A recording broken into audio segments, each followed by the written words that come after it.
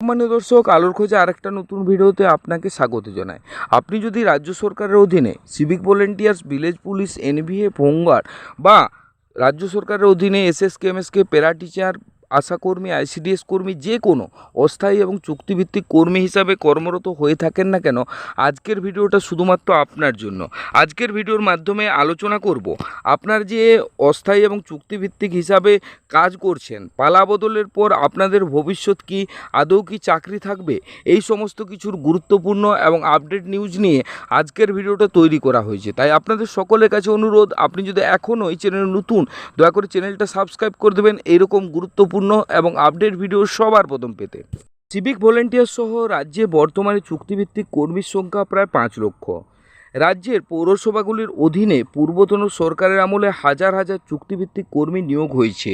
পালা বদলের পর তাদের ভবিষ্যৎ কি, আদৌ কি তাদের চাকরি থাকবে, এইসব নিয়ে দুশ্চিন্তার মধ্যে কোনো অমানবিক সিদ্ধান্ত নেওয়া হবে না বলে জানিয়ে দিয়েছেন রাজ্য সরকার। এদিন পৌরসভাগুলিতে কর্মরত চুক্তিভিত্তিক কর্মীদের ভবিষ্যৎ নিয়ে প্রশ্ন করা হলে রাজ্যের মন্ত্রী অগ্নিমিত্রা পাল জানিয়েছেন, আমাদের মাননীয় মুখ্যমন্ত্রী এ বিষয়ে রাজ্য সরকারের অবস্থান পরিষ্কার করেছেন। রাতারাতি কারো পেটে লাথি মারা হবে না, কোনো অমানবিক সিদ্ধান্ত নেওয়া হবে না, সম্পূর্ণ বিষয়টি ধৈর্যের সঙ্গে খতিয়ে দেখা হবে।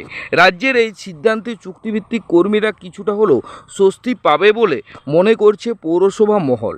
এদিন মন্ত্রী মূলত পৌরসভাগুলির চুক্তিভিত্তিক কর্মী প্রসঙ্গে রাজ্যের অবস্থানের কথা জানালেও এ নিয়ে করা হচ্ছে ওয়াকিবহাল মহলের পক্ষ থেকে।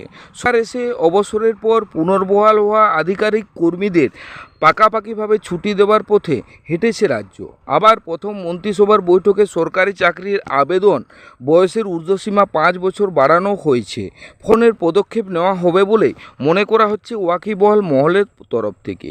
একই সঙ্গে চুক্তিভিত্তিক কর্মীদের নিয়ে আগামী দিনে রাজ্যে কিছু ইতিবাচক পরিকল্পনা থাকতে পারে বলে মনে করছে অভিজ্ঞ মহল।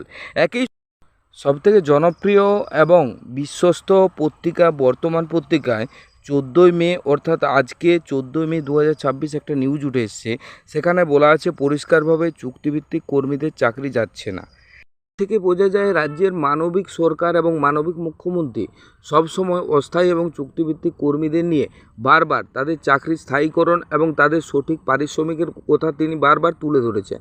এরই পাশাপাশি তিনি তার মুখে বারবার উঠে এসছে ভিআরপির নাম, সিভিক ভলেন্টিয়ার্সের নাম, আশাকর্মীর নাম, আইসিডিএস কর্মীর নাম সহ এই সমস্ত অস্থায়ী এবং চুক্তিভিত্তিক কর্মীরা। তাই বলা যায় সমস্ত অস্থায়ী এবং চুক্তিভিত্তিক কর্মীর চাকরি তো থাকবেই, তার পাশাপাশি তাদের একটা সঠিক তাদের কাজের মূল্যায়ন এবং তাদের কাজের যে পরিমাণ তারা পরিশ্রম করে সেই পরিমাণ তারা পারিশ্রমিক নিশ্চয়ই পাবে। কারণ রাজ্যের মানবিক সরকার এবং মানবিক মুখ্যমন্ত্রী বারবার এই সমস্ত অস্থায়ী এবং চুক্তিভিত্তিক কর্মীদের পাশে ছিলেন, আছেন এবং থাকবেন। তার বক্তব্যের মধ্যে তিনি বারবার উল্লেখ করেছেন যে কোনো অস্থায়ী এবং চুক্তিভিত্তিক কর্মীরই চাকরি যাবে না, বরং তারা সঠিক মূল্যায়ন পাবে এবং তাদের ভবিষ্যৎ উজ্জ্বল হবে। যদি ভিডিওটা ভালো লেগে থাকে লাইক করবেন, চ্যানেল নতুন হয়ে থাকলে চ্যানেলটা সাবস্ক্রাইব করে দেবেন এরকম গুরুত্বপূর্ণ এবং আপডেট ভিডিও সবার প্রথম পেতে।